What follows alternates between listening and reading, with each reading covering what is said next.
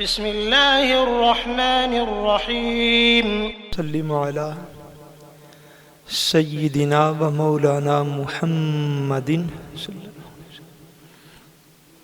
رسولہ النبی الامین المکین الحنین الکریم الرؤوف الرحیم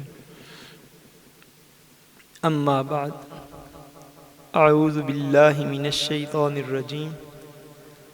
بسم اللہ الرحمن الرحیم یا ایہا الذین آمنوا اذا قمتم الى الصلاة فاغسلوا وجوہکم وأیدیکم الى المرافق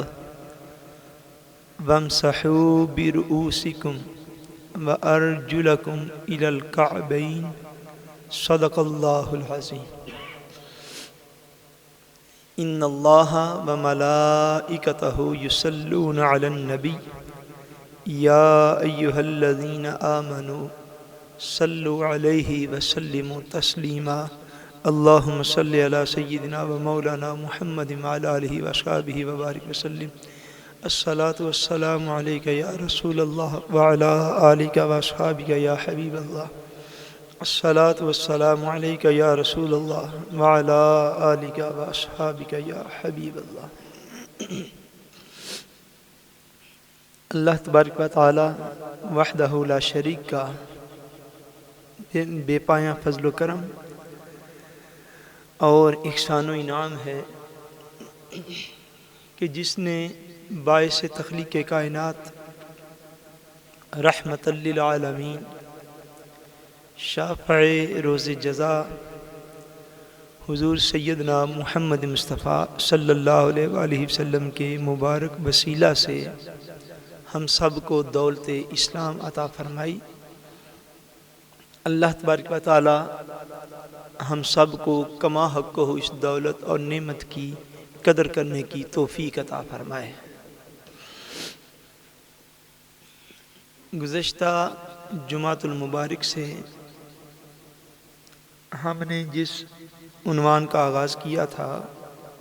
اسی کو آج بھی ہم الحمدللہ جاری رکھے ہوئے ہیں۔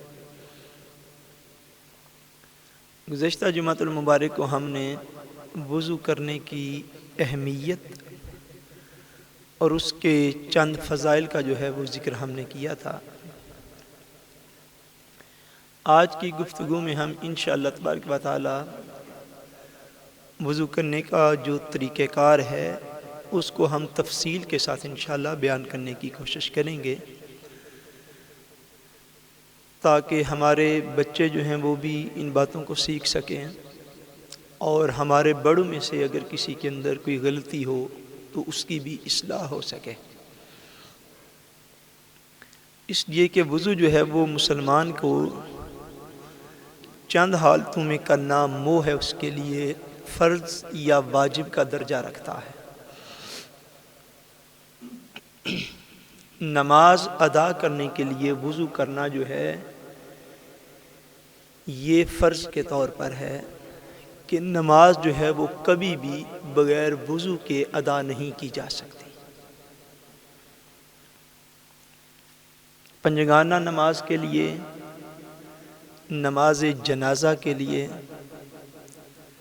سجدہ تلاوت کے لیے، قرآن مجید کو مس کرنے اور چھونے کے لیے اور خانہ کعبہ کا طواف کرنے کے لیے، ان سارے امور میں وضو کرنا جو ہے وہ فرض ہے۔ بعض نے خانہ کعبہ کے طواف کے لیے واجب کا قول کیا ہے، لیکن واجب بھی باہر طور منہ کرنا ہوتا ہے، صرف دلائل کا فرق ہوتا ہے، کرنا تو منہ ہوتا ہے۔ یہ سارے امور جو ہیں یہ بغیر وضو کے نہ ادا کیے جا سکتے ہیں نہ قائم کیے جا سکتے ہیں۔ نماز پڑھنا، نماز جنازہ پڑھنا، سجدہ تلاوت کرنا اور قرآن مجید کو چھونا اور خانہ کعبہ کا طواف کرنا۔ اگر کوئی شخص معاذ اللہ ثم معاذ اللہ اتنا بے خبر ہو اور اتنا کم علم ہو کہ وہ شخص جو ہے وہ مسائل کو جانتا ہی نہ ہو اور اس کو اتنی خبر ہی نہ ہو معاذ اللہ، حالانکہ ایسا پاسبل نہیں ہے، لیکن امکان بہر صورت مسائل میں ہوتا ہے کہ اس کو خبر ہی نہ ہو کہ قرآن مجید کو چھونے سے پہلے یا نماز پڑھنے سے پہلے یا دیگر امور جو میں نے عرض کی ان سے پہلے وضو کرنا لازمی ہے، فرض یا واجب کے درجے میں ہے، اور وہ ویسے ہی یہ کام کر گزرے تو یہ شدید گناہ ہوگا۔ اور بالفرض کوئی ایسا شخص ہو کہ وہ وضو کے حکم کو جاننے کے باوجود اس کو ہلکا سمجھتا ہو یا شریعت کا مذاق اڑانا چاہتا ہو، حکم کا مذاق اڑائے کہ یہ ویسے ہی بس باتیں بنی ہوئی ہیں ایسے، اور بغیر وضو کے جانتے بوجھتے شریعت کا مذاق اڑانے کے لیے بغیر وضو کے اگر نماز پڑھ دے تو بندہ دائرہ اسلام سے خارج ہو جاتا ہے، کافر ہو جاتا ہے۔ ان امور کے لیے وضو کرنا جو ہے وہ لازمی اور ضروری ہے۔ وضو کرنے سے پہلے حضور نبی کریم رؤوف الرحیم صلی اللہ علیہ وآلہ وسلم نے مسواک کرنے کو بڑا پسند فرمایا ہے، بڑا حضور نے پسند فرمایا کہ جب وضو کیا جائے تو وضو سے پہلے جو ہے وہ مسواک کر لی جائے، اپنے دانتوں کو اچھی طرح صاف کر لیا جائے۔ اور نبی دو جہاں صلی اللہ علیہ وآلہ وسلم نے اس کی خاص جو ہے حضور نے فضیلت وہ بھی بیان فرمائی ہے۔ مسواک کرنے کو، دانتوں کی صفائی کو، منہ کی صفائی کو حضور نبی کریم صلی اللہ علیہ وآلہ وسلم بہت زیادہ امپورٹنس دیتے تھے، حضور بہت وقتی اس کو سمجھتے تھے، حتیٰ کہ حضرت ام المومنین سیدہ عائشہ صدیقہ رضی اللہ تعالی عنہا آپ سے پوچھا گیا کہ جب حضور صلی اللہ علیہ وآلہ وسلم اپنے گھر میں تشریف لاتے تو سب سے پہلے کیا کرتے تھے؟ حضرت عائشہ صدیقہ رضی اللہ تعالیٰ عنہ نے فرمایا کہ حضور جو ہی گھر میں تشریف لاتے تو سب سے پہلے حضور مسواک کیا کرتے تھے، سب سے پہلے حضور مسواک کیا کرتے تھے، اپنے دانتوں کو، مبارک دانتوں کو صاف کیا کرتے تھے۔ اور ایک مقام پر تاجدار کائنات صلی اللہ علیہ وآلہ وسلم کا فرمان اقدس بھی ہے، حضور نے فرمایا کہ ایسی نماز ایسے وضو کے ساتھ جو کہ پہلے مسواک کی جائے پھر وضو کیا جائے، تو فرمایا ایسی نماز کا درجہ جو ہے وہ 70 گنا زیادہ ہو جاتا ہے، 70 گنا زیادہ ہو جاتا ہے۔ اور حضور صلی اللہ علیہ وسلم نے جس طرح ظاہری جسمانی صفائی کی مسلمانوں کو تلقین فرمائی ہے، اتنی زیادہ تلقین ہے، اتنی زیادہ تلقین ہے کہ موجودہ دور کی تہذیبیں اور کلچر بھی جو ہیں اس معاملے میں اسلام کا کسی طور پر موازنہ اور مقابلہ نہیں کر سکتے۔ جو باتیں آج سے 1400 سال قبل تاجدار کائنات صلی اللہ علیہ وآلہ وسلم نے اپنی امت کے لیے ارشاد فرما دی۔ ایک مقام پر حدیث پاک مجھے یاد آ رہی ہے کہ ایک مقام پر نبی دو جہاں صلی اللہ علیہ وآلہ وسلم نے ارشاد فرمایا، حضور نے فرمایا کہ اپنے ناخن تراشا کرو، اپنے ناخن تراشا کرو، اور فرمایا جب ناخن تراش لو تو ناخن کے تراشے کو زمین میں دفن کر دیا کرو۔ یہ انتہائی صفائی کا عالم ہے، آپ اندازہ فرما لیں۔ میں یہ حدیث پاک کے اوپر اگر آپ توجہ کریں، فرمایا کہ ناخن تراشو اور ناخن تراش کے اس کے تراشے کو زمین میں دفن کر دو، یعنی ہلکا سا بھی جو امکان ہوتا ہے، کیونکہ ناخنوں کے ساتھ گندگی جو ہے وہ لگ جاتی ہے، ہلکا سا بھی جو امکان ہے اس گندگی کے جراثیم کے آگے پھیلنے کا نبی کریم صلی اللہ علیہ وآلہ وسلم 1400 سال پہلے اس امکان کو بھی ختم فرما رہے ہیں۔ فرمایا ناخن تراشو اور اس تراشے کو زمین کے اندر دفن کر دیا کرو، یعنی ایسے نہیں ایک جگہ پہ بیٹھ کے، کوئی کھانے والی جگہ ہے تو ادھر بیٹھ کے تراشنے شروع کر دیے، کوئی پتہ ہی نہیں کہ ناخن اڑ اڑ کے کہاں تک جا رہا ہے، نہیں، ان کو احتیاط کے ساتھ اتارا جائے، پھر جب اتار دیے جائیں تو ان کو کسی جگہ پر بہا دیا جائے یا ایسی جگہ پر پھینک دیا جائے جہاں پہ آگے وہ کسی بندے کو جراثیم جو ہے اس کے آلودہ نہ کر سکیں۔ یہ حکمت غالباً حضور نے اس حکمت کے پیش نظر ہی یہ ارشاد فرمایا، فرمایا تراشو اور تراش کے زمین کے اندر ان کو دفن کر دو۔ اور ساتھ ہی تاجدار کائنات صلی اللہ علیہ وسلم نے فرمایا کہ اپنے دانت جو ہیں ان کو خوب اچھی طرح صاف کیا کرو، اور فرمایا تمہارا جو مسوڑے ہیں، مسوڑے یہ حضور کا فرمان ہے، تمہارا تھنشت جو ہے اس کے ساتھ جو تمہارے کھانے کے ذرات لگ جاتے ہیں ان کو صاف کیا کرو۔ فرمایا اپنے دانتوں کی خوب صفائی کرو، اور حتیٰ کہ یہاں تک فرمایا میرے پاس گندا اور بدبودار منہ لے کے نہ آیا کرو، یا فرمایا صحابہ فرماتے ہیں یا حضور نے فرمایا کہ میرے سامنے پیلے دانت لے کر نہ آیا کرو۔ اندازہ فرما لیں، فرمایا میرے سامنے پیلے اور زرد دانت نہ لے کے آیا کرو، میرے سامنے گندا اور بدبودار منہ نہ لے کے آیا کرو، صفائی کیا کرو اور اچھی طرح سے اپنے آپ کو جو ہے وہ صاف رکھا کرو۔ فرمایا یہ جو تمہاری انگلیوں کے جوڑ ہیں ان کو اچھی طرح صاف کیا کرو، یہ ایک ہی حدیث پاک ہے۔ فرمایا ناخن تراشو اور اس تراشے کو زمین کے اندر دفن کرو،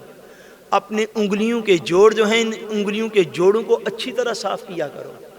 اپنے دانتوں کو صاف کیا کرو، اور میرے پاس گندا اور بدبودار منہ نہ لے کے آیا کرو، یا فرمایا کہ میرے پاس پیلے دانت نہ لے کر آیا کرو۔ یعنی اتنی زیادہ نبی کریم صلی اللہ علیہ وسلم نے دانتوں کی اور منہ کی صفائی کی تلقین فرمائی ہے۔ غالباً اس کی وجہ یہ ہو سکتی ہے اس لیے کہ منہ جو ہے وہ انسانی جسم کے اندر جسم کا وہ حصہ ہوتا ہے جس سے تمام تر غذا جو ہے وہ انسان کے اندر جاتی ہے، جو کہ بدن کا حصہ بن جاتی ہے۔ اور اگر یہ جو منہ جو ہے یہ انسانی بدن کے لیے ایک ڈور اور دروازے کی حیثیت رکھتا ہے، اگر یہ ڈور اور دروازہ صاف نہ ہوگا اور اس کی مکمل صفائی کا خیال نہیں کیا جائے گا تو پاسبل ہے کہ بندے کی اپنی ہی غلطی سے، اس کی اپنی مسٹیک سے اس کو بہت زیادہ بیماریاں جو ہیں اس کی اپنی غلطی سے اس کو لگ سکتی ہیں۔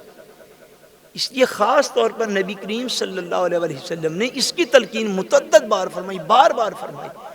اور اتنی وضاحت سے فرمائی کہ اگر آپ کو اس پوائنٹ آف ویو سے دیکھیں کہ 1400 سال پہلے جو کچھ تاجدار کائنات نے ارشاد فرمایا، شاید آج بھی صفائی کا وہ کنسپٹ جو ہے وہ کہیں پہ دنیا کے اندر موجود نہ ہو۔ بڑی ہمیں یہ سوچنے کی ضرورت ہے، یہ ہم سب کے لیے دعوت فکر ہے کہ آج ہم مسلمان جو ہیں وہ ظاہری صفائی کا بھی وہ خیال نہیں رکھتے جو کہ شریعت مصطفیٰ صلی اللہ علیہ وسلم کا ہم سے تقاضا ہے اور ہم سے ڈیمانڈ ہے۔ حضور صلی اللہ علیہ وسلم کو اللہ تبارک و تعالیٰ نے انتہائی اعلیٰ نفاست پہ پیدا فرمایا تھا۔ حضور انتہائی نفیس طبیعت کے مالک، انتہائی نفیس طبیعت کے مالک۔ وہ کسی شاعر کا بڑا پیارا شعر ہے، اس نے کہا کہ آہستہ سانس لے کہ خلاف ادب نہ ہو، نازک ہے آئینے سے طبیعت حضور کی۔ یعنی حضور کو اللہ نے بڑے نفیس طبیعت کے ساتھ حضور کو پیدا فرمایا۔ چھوٹی چھوٹی باتیں ان میں آپ نفاست کا بہت زیادہ خیال فرماتے اور امت کو اس کی تلقین فرماتے رہتے۔ اب اس کے ساتھ سے یہ بات بھی سمجھنے کے لائق ہے کہ اب مسواک جب کی جاتی ہے یا دانتوں کو صاف کیا جاتا ہے تو یہ بات بھی ساتھ یاد رکھ لیں کہ اصل جو ہے وہ دانتوں کی صفائی کو حاصل کرنا ہے۔ اس کے لیے اگر درخت کی لکڑی مل جائے جس کو عام طور پر مسواک کہتے ہیں تو وہ تو بعین ہی سنت ہو جائے گا، کیونکہ حضور صلی اللہ علیہ وسلم لکڑی کی شاخ جو ہے اس کو استعمال فرماتے تھے۔ یہ جو آپ کی یہ جو انگلیوں کو جب یوں آپ سیدھا کرتے ہیں تو اس کو اردو کے اندر ایک بالشت کہتے ہیں، بالشت، پنجابی میں گٹھ کہتے ہیں۔ یہ ایک بالشت جو ہے تقریباً اتنی مسواک کی لمبائی ہوتی تھی، اور یہ جو انسان کی چھوٹی انگلی ہے تقریباً اتنی اس کی گولائی اور موٹائی ہوتی تھی، جس کو نبی کریم صلی اللہ علیہ وسلم عام طور پر استعمال فرمایا کرتے تھے۔ اور جب آپ اس کو استعمال فرماتے تو اس طرح فرماتے کہ یہ جو چھوٹی انگلی جو ہے یہ مسواک کے اوپر ہوتی، اور یہ جو انگوٹھا ہے یہ مسواک کے نیچے ہوتا، اور یہ بقیہ 3 انگلوں سے آپ اس کو ہولے کرتے۔ اس طریقے پر نبی کریم صلی اللہ علیہ وسلم درخت کی شاخ کے ساتھ حضور صلی اللہ علیہ وسلم مسواک فرمایا کرتے تھے۔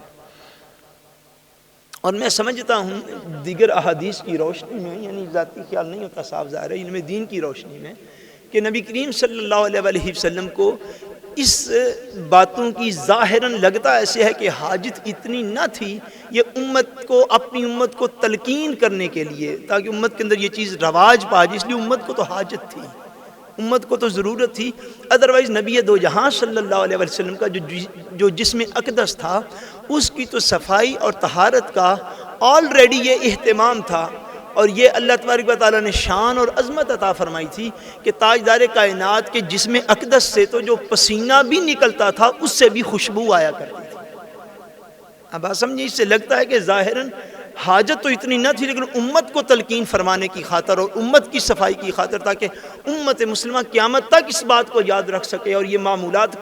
صحابہ نقل کر کے ساری دنیا تک قیامت تک کے لیے پہنچا دیں کہ نبی کریم صلی اللہ علیہ وسلم نے منہ کی صفائی کو، دانتوں کی صفائی کو اتنی اہمیت دی ہے، اتنی اہمیت دی ہے، کیونکہ یہ ایک ایسا دروازہ ہے جس سے ساری غذا اندر جا رہی ہے، اور وہ غذا جو ہے وہ بدن کا حصہ بن رہی ہے۔ اگر وہ غذا گندگی کے ساتھ، غلاظت کے ساتھ، جراثیموں کے ساتھ اندر جائے گی تو انسان خود ہی اپنی چھوٹی چھوٹی غلطی سے بہت سی بیماریاں اپنے اندر پیدا کر لے گا۔ اتنی تلقین فرمائی کہ صحابہ فرماتے ہیں وضو سے پہلے مسواک کی تلقین، ام المومنین فرماتی ہیں گھر آتے حضور مسواک کرتے، حتیٰ کہ نبی دو جہاں صلی اللہ علیہ وسلم کا جب مبارک وصال ہوا، حضور نے ظاہری طور پر دنیا سے پردہ فرمایا، تو ان آخری لمحات میں ام المومنین سیدہ عائشہ فرماتی ہیں کہ حضور نے ان آخری لمحات میں بھی مسواک کرنے کو پسند فرمایا تھا۔ اس وقت بھی حضور نے مسواک فرمائی تھی، بالکل آخری لمحات میں آپ فرماتی ہیں۔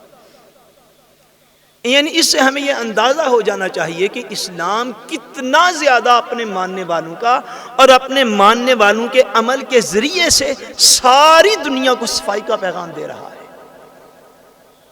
ساری دنیا کو صفائی کا، ظاہری صفائی، کیونکہ جب تک ظاہر صاف نہیں ہوگا باطن کی صفائی کا سوال ہی پیدا نہیں ہوگا۔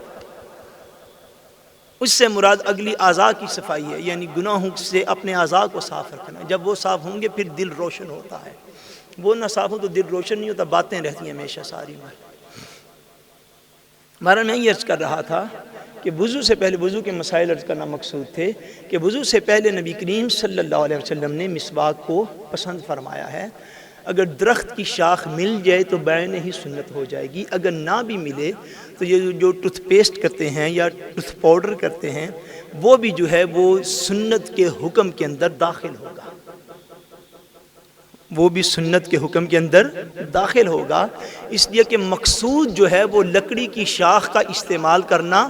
نہیں ہے، مقصود جو ہے وہ دانتوں کی صفائی کروانا ہے، مقصود دانتوں کی صفائی کروانا ہے۔ اور اس کا استدلال ایک حدیث پاک سے ہے کہ نبی کریم صلی اللہ علیہ وسلم نے ایک دفعہ ارشاد فرمایا، حضور نے فرمایا کہ تمہاری انگلیاں جو ہے یہ مسواک کے قائم مقام ہیں، تمہاری انگلیاں جو ہیں یہ مسواک کے قائم مقام ہیں، یعنی مسواک نہ ملے تو اپنی انگلیوں سے ہی اپنے دانتوں کو صاف کر لو۔ اگر انگلی جو ہے خالی فنگر جو ہے اگر یہ مسواک کے قائم مقام ہے تو ٹوتھ پیسٹ یا ٹوتھ پاؤڈر جو ہے وہ تو بدرجہ اولا مسواک کے قائم مقام ہو جائے گا۔ سو اگر آپ تھن بشٹے کریں یا تھن کریم یوز کریں یا تھن پاؤڈر جو ہے اس کو یوز کریں تو وہ بھی سنت کے حکم کے اندر داخل ہوگا۔ مسواک لکڑی کی مل جائے تو وہ زیادہ اعلیٰ اور افضل ہو جائے گی۔ بہرحال نبی کریم صلی اللہ علیہ وسلم سے جو سنت جو ہے وہ وضو کرنے کا طریقہ جو ہے جو منقول ہے کتب کے اندر، اس کی روشنی میں آج جس طرح سے امت مسلمہ کا ہر فرد وضو کر رہا ہے، یعنی بسم اللہ شریف پڑھ کے ہاتھوں کو دھونے سے لے کر پاؤں کے دھونے تک، یہ جو سارا طریقہ کار ہے وضو کرنے کا، الحمدللہ تعالی یہ ایسا طریقہ کار ہے کہ 1400 سال پہلے تاجدار کائنات صلی اللہ علیہ وسلم اپنی ظاہری حیات طیبہ میں بھی اسی طریق پر حضور وضو فرمایا کرتے تھے۔ یہ امت کو سنت بعین ہی آج کے دن تک اسی طرح حاصل ہے۔ متعدد روایات ہیں، کئی احادیث پاک ہیں، حضرت سیدنا عثمان غنی رضی اللہ تعالیٰ عنہ سے روایت ہے، حضرت سیدنا امام حسین رضی اللہ تعالیٰ عنہ سے روایت ہیں، دیگر اصحاب سے روایت ہیں، ہر کتاب کے اندر احادیث یہ موجود ہیں کہ انہوں نے جس طریقے پر آج آپ ہم سب جو ہیں وہ وضو کرتے ہیں، ان طریقوں پر انہوں صحابہ نے باقاعدہ طور پر وضو کیا، اور وضو کرنے کے بعد فرمایا کہ ہم نے یہ چاہا تھا کہ تمہیں دکھائیں کہ ہمارے نبی جو ہیں وہ کس طرح وضو فرمایا کرتے تھے۔ جنہوں نے حضور کو کرتے ہوئے دیکھا انہوں نے اسی طرح آگے کر کے امت کو دکھا دیا، اور الحمدللہ آج ساری امت کے پاس وہ طریقہ جو ہے وہ محفوظ ہے۔ نبی کریم صلی اللہ علیہ وسلم سے جو وضو کرنے کا طریقہ منقول ہے اس کے مطابق میں یہ عرض کرنے لگا ہوں کہ جب آپ وضو کرنے کے لیے سب سے پہلے بسم اللہ شریف پڑھتے ہیں، وضو جب شروع کرتے ہیں تو پہلے بسم اللہ شریف پڑھتے، اس کی بڑی فضیلت ہے۔ اگر کوئی بندہ پڑھنا گلیم میں ہو جائے، اس کو یاد نہ رہے تو وضو پھر بھی ہو جائے گا، لیکن بسم اللہ کو وضو سے پہلے پڑھنا یہ وضو کو کامل کر دیتا ہے، یہ وضو کو کامل کر دیتا ہے، مکمل فرما دیتا ہے، زیادہ اجر و ثواب کا بندہ حقدار ہوتا ہے۔ اس بات کے اوپر آگے اس بات کو بھی یاد رکھے، اس سے ریلیٹڈ مسائل اس دور کے جو ہیں وہ بھی ہم ساتھ ساتھ ڈسکس کرتے جاتے ہیں، جتنا آج بیان ہوگی وہ ہو جائے گا، باقی انشاءاللہ تعالیٰ اگلے جمعۃ المبارک کو کر دیں گے۔ اس دور کے اندر جس دور میں آج ہم آئے ہیں، اس دور میں ایک عام رواج ہے کہ باتھ روم جو ہیں وہ اٹیچ باتھ کے طور پر بہت زیادہ یوز ہوتے ہیں،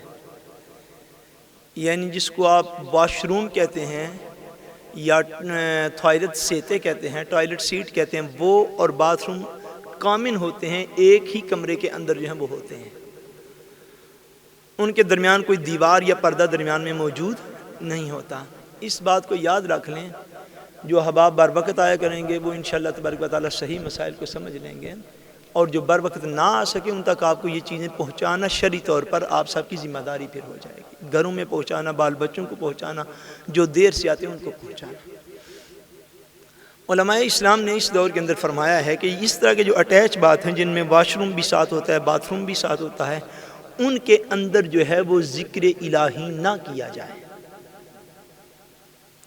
ان کے اندر ذکر الہی نہ کیا جائے، اور وہ انتہائی غیر مناسب ہے غلاظت والی جگہ پر ذکر الہی کرنا، انتہائی غیر مناسب ہے اور کم و بیش حرام کے قریب جا پڑتا ہے۔ جس جگہ پر اس طرح اٹیچ باتھ روم ہو، درمیان میں کوئی دیوار موجود نہ ہو اور واش روم اور باتھ روم بالکل مشترکہ ہو، اس میں اگر آپ نے وضو کرنا ہے تو اس کا طریقہ یہ ہوگا، اگر بسم اللہ شریف کا اجر لینا چاہتے ہیں تو اس باتھ روم میں داخل ہونے سے پہلے بسم اللہ شریف پڑھی جائے، اس باتھ روم میں داخل ہونے سے پہلے بسم اللہ شریف پڑھی جائے، اور اس باتھ روم میں اگر وضو کیا جائے تو وہاں پر وضو کی دعائیں بھی نہ پڑھی جائیں، وہاں پر وضو کی دعائیں بھی نہ پڑھی جائیں، اس لیے کہ گندگی والی جگہ پر اور غلاظت والی جگہ پر جو ہے ذکر الہی کرنے کی اجازت نہیں ہوتی، یہ ذکر الہی کا پروٹوکول ہوتا ہے۔ اس لیے جن احباب کو اس طرح کے باتھ روم میں کبھی وضو کرنا پڑ جائے تو ان کو شرعی طور پر یہ تلقین کی جاتی ہے کہ وہاں پر نہ وضو کی دعائیں پڑھیں اور نہ ہی بسم اللہ شریف پڑھیں، بسم اللہ شریف ادھر انٹر ہونے سے پہلے پڑھیں، اور پھر جو ہے اندر داخل ہو کے جو ہے وہ وضو کا اس طرح وہ اجر کو بھی انشاءاللہ تبارک و تعالیٰ پا جائیں گے، اور ذکر الہی کرنے کے جو آداب ہیں ان کا بھی خیال جو ہے وہ رکھا جائے گا۔ جب آپ ہاتھوں سے شروع کرتے ہیں وضو کرنے کو تو ہاتھوں کو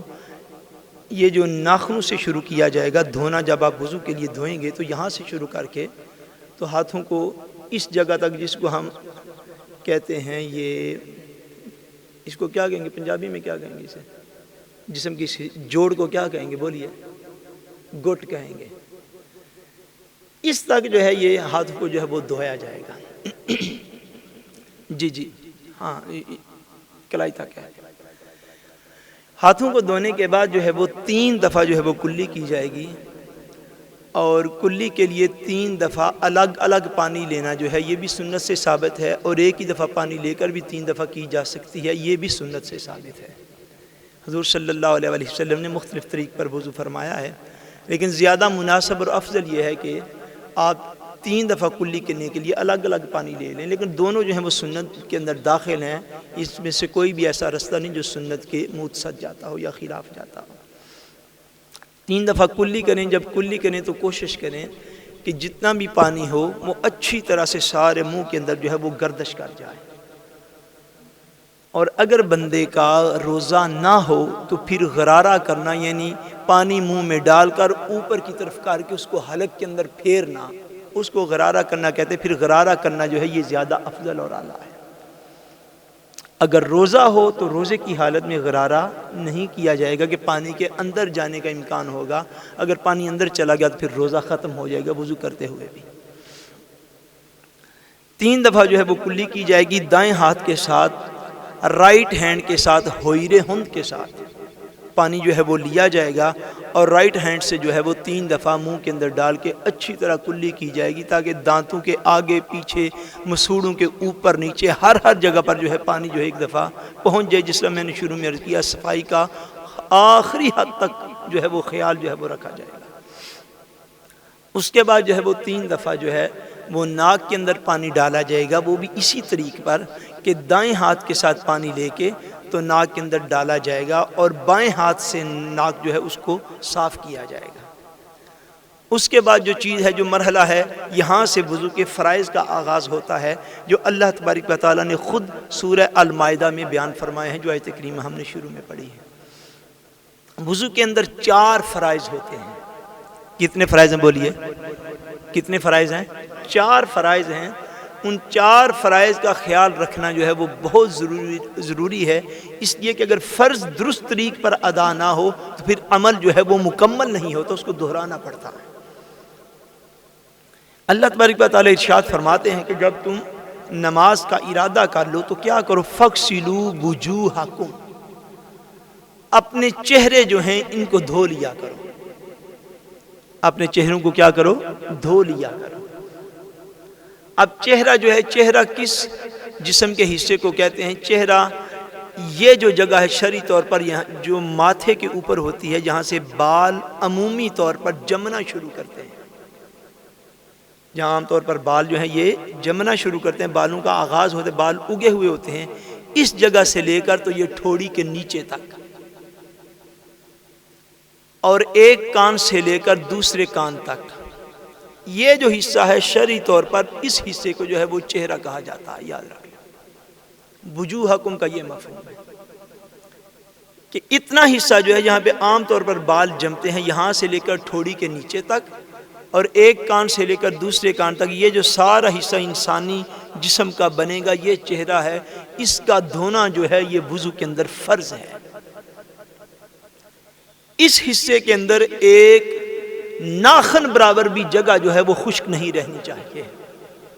انتہائی معمولی، انتہائی تھوڑی سی جگہ بھی جو ہے وہ خشک نہ رہے۔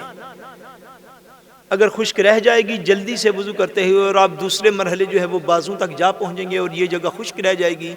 تو اس خشک جگہ کی وجہ سے جو فرض کی جگہ مقرر کر دی گئی تھی وہ خشک رہ گئی، تو اس جگہ سے وضو کمپلیٹ نہ ہوگا اور اس وضو کو بار دیگر آپ کو کرنا پڑے گا۔ اس لیے اس چیز کی طرف خوب جو ہے وہ دھیان دیا جائے کہ چہرے کو جب دھویا جائے تو اچھی طرح سے بندہ جو ہے چہرے کو دھوئے، تاکہ کسی بھی جگہ پر کوئی حصہ جو ہے وہ انسان کا خشک نہ رہ جائے۔ ایسے لوگ، ایسے احباب جن کو اللہ تبارک و تعالیٰ نے داڑھی شریف رکھنے کی توفیق نصیب کی ہے، اللہ تبارک و تعالیٰ سب کو توفیق نصیب کرے، اونچی بولے نا، سب کو اللہ پاک توفیق نصیب کرے، حضور کی پسندیدہ ترین سنت ہے۔ جن کی داڑھی شریف جو ہے وہ گھنی ہوتی ہے، تھت ہوتے ہیں بال جن کے، ان کے لیے پھر جلد کا یہ جو حصہ ہے اس کو دھونا فرض نہیں رہتا، بالوں کو دھونا فرض ہو جاتا ہے، بالوں کو دھونا فرض ہو جاتا ہے۔ اگر تھت نہ ہوں، بال ہلکے ہوں، پتلے ہوں، پھر جلد کا دھونا فرض ہوگا، اور اگر داڑھی شریف کے بال جو ہیں وہ تھت ہوں اور گھنے ہوں، پھر جو ہے بال جو ہیں ان کا دھونا جلد کا دھونا شمار کر لیا جائے گا۔ اور جو داڑھی شریف نیچے کی طرف زیادہ بڑی ہوتی ہے اس کی بھی میں آگے اسپیسیفک جو سچویشن ہے وہ عرض کر دیتا ہوں کہ جس شخص کی پوری الحمدللہ سنت شریف کے مطابق داڑھی شریف ہو تو وہ اس طرح اپنی داڑھی کو پکڑ کے اگر یوں گلے کی طرف کرے، اس طرح یہ جو بال ٹھوڑی کے ساتھ ساتھ بچ جائیں گے، ان کا دھونا اس کے اوپر فرض رہے گا۔ اگر اس سے نیچے والے نہ بھی دھونے تو پھر بھی اس کا وضو جو ہے وہ مکمل اور کمپلیٹ ہو جائے گا۔ آپ بات کو سمجھ گئے؟ اس کو یوں کر کے پیچھے کر کے دیکھیں، یہ جو بالوں کا حصہ ٹھوڑی کے ساتھ آئے گا، ان بالوں کا دھونا جو ہے وہ فرض ہے، اور یہ جو حصہ نیچے کی طرف چلا جائے گا، اگر ادھر پانی کا کوئی قطرہ نہ بھی پہنچے تو وضو جو ہے وہ کمپلیٹ ہو جائے گا۔ لیکن لازمی طور پر کوشش کرنی چاہیے کہ احسن طریقے کے ساتھ وضو جو ہے وہ چہرے کا جو ہے وہ مکمل طور پر چہرے کو اچھے طریقے سے دھویا جائے کہ ایک ذرہ برابر بھی جگہ جو ہے وہ خالی نہ رہے۔ اسی طرح جن کی داڑھی شریف سنت کے مطابق ہوگی تو ان کو پھر داڑھی شریف کے اندر خلال جو ہے وہ بھی کرنا ہوگا۔ خلال یہ ہوتا ہے کہ اپنی انگلیوں کو یہ جو گلا ہے گلے کی جانب سے ڈال کے باہر کی طرف نکالنا، اس کو خلال کہتے ہیں۔ یعنی ممکن حد تک، پاسبل حد تک جو ہے جو ہے تمام چہرے کا جو ہے اس کو دھونا چونکہ شریعت مصطفیٰ نے فرض کر دیا ہے، اس لیے کسی بھی امکان کو جو ہے وہ چھوڑا نہیں جائے گا، اور زیادہ سے زیادہ جو ہے وہ امکان جن کی داڑھی شریف ہوگی ان کو بھی یہ کرنا ہوگا کہ یہ ماتھے کے اوپر سے لے کر نیچے تک اور ایک کان سے لے کر دوسرے کان تک یہ جو سارا حصہ ہے اس میں ایک ذرہ برابر بھی جگہ جو ہے وہ خالی نہ رہے، اتنے اہتمام سے وضو کیا جائے، اس لیے کہ اگر تھوڑی سی جگہ بھی خالی رہے گی تو وضو جو ہے وہ مکمل نہیں ہوگا، اس لیے کہ یہ فرض جو ہے یہ اچھے طریقے پہ ادا نہیں کیا گیا۔ دوسرا جو وضو کا فرض ہے، اللہ تبارک و تعالی ارشاد فرماتے ہیں فَاغْسِلُوا وُجُوهَكُمْ وَأَيْدِيَكُمْ إِلَى الْمَرَافِقِ، فرمایا دوسرا تمہارے لیے فرض یہ ہے کہ اپنے ہاتھوں کو یہ جو کوہنیوں سمیت جو ہے اپنے ہاتھوں کو دھو لیا کرو، یہ وضو کے اندر دوسرا فرض ہو جائے گا، اپنے ہاتھوں کو کوہنیوں سمیت دھونا، یہ دوسرا فرض ہے وضو کے اندر۔ اور اس کا بھی آپ یاد رکھ لیں کہ یہ ناخنوں سے لے کر اور یہ جو کوہنیوں سمیت، بلکہ میں آپ کو اس طرح دکھا دیتا ہوں کہ آپ سمجھ، یہ اگر آپ یہاں تک دھوئیں نا اس کو، یہاں تک یہ جو فشتے دیل ہے اس کا یہ ہوگا کوہنیوں تک، یہ جو دیل ہے یہ بن جائے گا کوہنیوں سمیت۔ اب بات سمجھ گئے؟ یہ کوہنیوں سمیت جو ہے اس کو دھونا جو ہے یہ وضو کے اندر جو ہے یہ دوسرا فرض ہے، یہ وضو کے اندر دوسرا فرض ہے۔ اس میں بھی کوئی ایک ذرہ برابر جگہ بھی جو ہے وہ ایسی نہ ہو کہ جو بغیر دھلے ہوئے رہ جائے، جلدی جلدی آئے تھوڑا سا پانی لیا یوں کیا 2-3 دفعہ اوپر ہاتھ مارے، نہیں، یہ جو بال ہوتی ہیں انسانی جسم کے اوپر، یہ جو بال ہیں اس میں کو جڑ سے لے کر اس کے نوک تک تر کرنا ضروری ہوتا ہے، ان سارے بال مکمل طور پر دھل جائیں۔ چہرہ دھوتے ہوئے بھی جو ہماری مائیں بہنیں بیٹیاں ہیں ان کے لیے جو مسئلہ ہے، بعض اوقات جن کے ناک جو ہے ان کے اندر سوراخ ہوتے ہیں، یاد رکھ لیں اگر سوراخ تھت ہو چکا ہو، بند ہو چکا ہو، پھر تو 10 پلر انگر رولے، پھر تو کوئی مسئلہ نہیں۔ اگر سوراخ کھلا ہوا ہو تو پھر اس کے اندر جو چیز ڈالی جاتی ہے زینت اور خوبصورتی کے لیے، اس کو ہلا کر اس سوراخ کے اندر بھی پانی پہنچانا لازمی ہے، اور ان مسائل کا گھروں کے اندر آج جا کے آپ کا بتانا بھی لازمی ہے۔ یعنی اس حد تک امکان میں، آپ اس سے بڑھیا مثال کو نہیں شرعی طور پر میں شاید عرض کر سکتا کہ جو انتہائی معمولی سوراخ ہوتا ہے ناک کے اندر صرف کوئی خوبصورتی کے لیے، کوئی زیور وغیرہ جویلری وغیرہ کی چیز پہننے کے لیے ماؤں بہنوں بیٹیوں کا، وہ بھی اگر تھت نہیں ہو چکا ہوا تو اس کے اندر بھی پانی کا پہنچنا اس صورت میں لازمی ہوگا کہ اس کے اندر جو چیز پہنی ہوئی ہے اس کو موو کیا جائے تاکہ پانی جو ہے اس کے اندر بھی جو ہے وہ داخل ہو سکے، اتنی جگہ بھی خالی نہیں چھوڑی جائے گی۔ اسی طرح یہ جب آپ بازوؤں کو دھوئیں گے تو ناخنوں سے لے کر یہ کوہنیوں سمیت یہ جو سارا حصہ ہے اس کو مکمل طور پر، کمپلیٹ طور پر انتہائی احتیاط کے ساتھ جو ہے وہ دھویا جائے گا کہ ایک ذرہ برابر جگہ جو ہے وہ یہاں سے خالی نہ رہے، یہاں سے خالی نہ رہے۔ اس کے اندر 2 چیزیں جو ہیں وہ بڑی غور طلب ہیں۔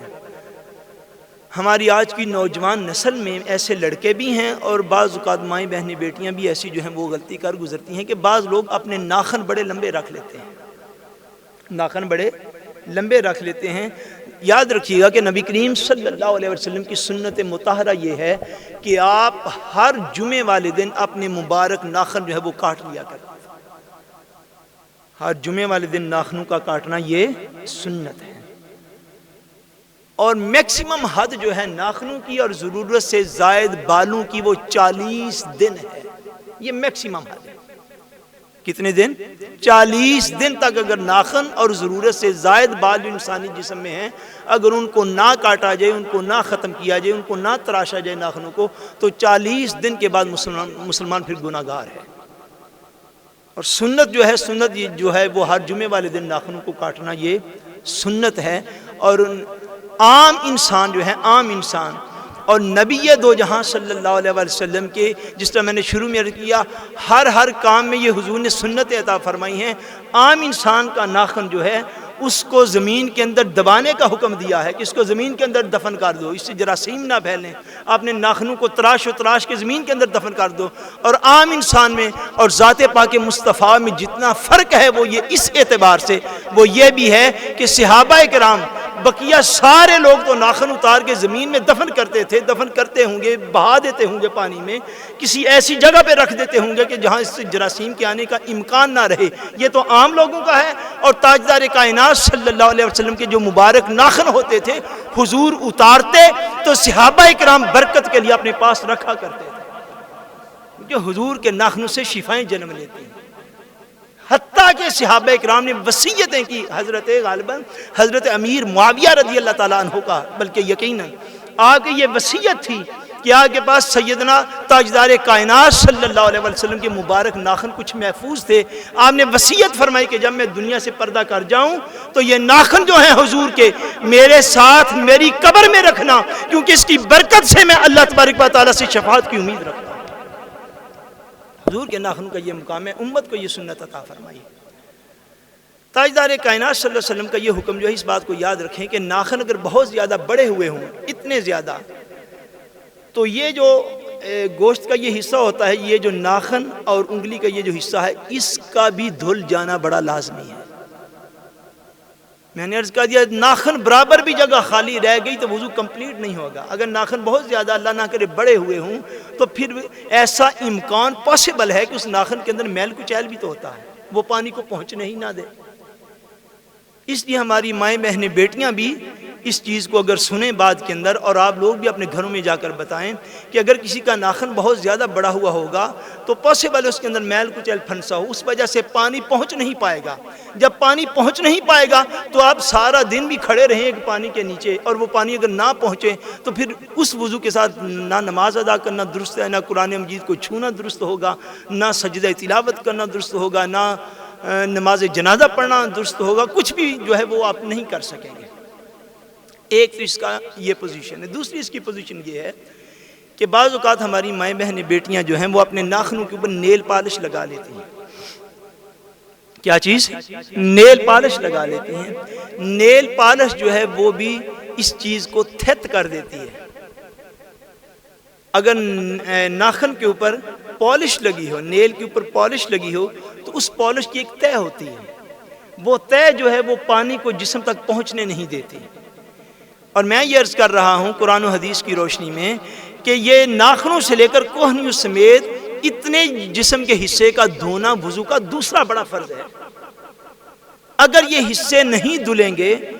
تو پھر اگر پانی یہاں پہ نہیں پہنچے گا تو پھر جو ہے وہ جسم کا حصہ وہ دھلے گا نہیں، اگر دھلے گا نہیں تو پھر جو ہے وضو مکمل نہیں ہوگا۔ اور یہی حالت غسل کے لیے بھی ہے، یاد رکھیں، یہ بڑی امپورٹنٹ ہے بات۔ اگر نیل کے اوپر پالش لگی ہوگی تو نہ ہی وضو درست ہوگا، نہ ہی غسل درست ہوگا، وہ طہارت حاصل نہیں ہوئی۔ اور پالش کی طرح کی کوئی بھی چیز ہو ایسی کہ جو تھت ہو، جو جسم تک پانی کا اثر نہ پہنچنے دے۔ مہندی لگا لیتے ہیں نا لوگ مہندی ہاتھوں پہ، اگر مہندی لگی ہو یعنی تھت نہ ہو، اتاری جا چکی ہو، اس کا صرف کلر ہو، پھر وضو اور غسل درست ہو جائے گا، کیونکہ وہ پانی کو پہنچنے سے روکتے، رنگ پانی کو پہنچنے سے روکتا نہیں ہے۔ لیکن اگر آپ کوئی ایسی تہ اوپر چڑھا دیں کہ جو تہ جو ہے وہ اس کو تھت کر دے، پانی کا اثر جو ہے وہ جسم تک نہ پہنچنے دے، اس صورت میں جو نہ وضو کرنا درست ہوگا، نہ ہی غسل کرنا درست ہوگا، نہ ہی وضو کرنا درست ہوگا، نہ ہی غسل کرنا درست ہوگا۔ اور پانی بہانے کی حد جو ہے، یہ صاحب بہار شریعت ارشاد فرماتے ہیں کہ پانی بہانے کی حد کم سے کم یہ ہے کہ اگر جب آپ نے چہرہ دھونا ہے یا بازو دھونے ہیں یا بعد میں پاؤں کا ذکر ہے گا، اپنے پاؤں دھونے ہیں، اس ساری حالت میں کم از کم اس متعلقہ حصے پر کم سے کم 2 قطرے پانی بہہ جائے، کم سے کم 2 قطرے اندازن جو ہے پانی بہہ جائے، تو اس کو پانی کا بہنا کہیں گے کہ پانی جو ہے یہاں تک پہنچ گیا ہے۔ اس لیے جب آپ اس کو ہاتھوں کو بھی دھوئیں، پہلے رائٹ ارم جو ہے آپ کا ہوئر ہند جو ہے، یہ ناخنوں سے لے کر یہاں کلائی سمیت جو ہے اس کو دھو لیں، 3 دفعہ اس کو دھوئیں گے، پہلے رائٹ والے کو اور اس کے بعد اسی طرح لیفٹ والے کو، پہلے ہوئر ہند اور بعد میں وینستر ہند، اور سفرانیل ہلتھل ایلبو، یہ جو ہے یہ سارا 3 دفعہ اس کو دھویا جائے گا اور پھر 3 دفعہ اس دوسرے بازو کو دھویا جائے گا، اور اسی احتیاط کے ساتھ کہ اس حصے میں جو جسم کا یہ حصہ ہے یہاں پر کوئی بھی ذرہ برابر بھی جگہ جو ہے وہ خشک نہ رہ جائے، یہ وضو کا دوسرا فرض ہے جو اللہ تبارک و تعالیٰ نے بیان فرمایا ہے۔ میرا خیال تھا کہ آج وضو کے سارے مسائل جو ہے وہ کمپلیٹ ہو جائیں گے، لیکن وقت اب پھر جو ہے وہ اتنا نہیں بچا۔ بقیہ 2 فرائض آگے رہ گئے ہیں، اور وضو کن کن چیزوں سے ٹوٹ جاتا ہے ان کا ذکر انشاءاللہ تبارک و تعالیٰ آئندہ جمعۃ المبارک کو کریں گے۔ اللہ تبارک و تعالیٰ ہم سب کا خاتمہ بالایمان فرمائے۔ وما علینا الا البلاغ المبین۔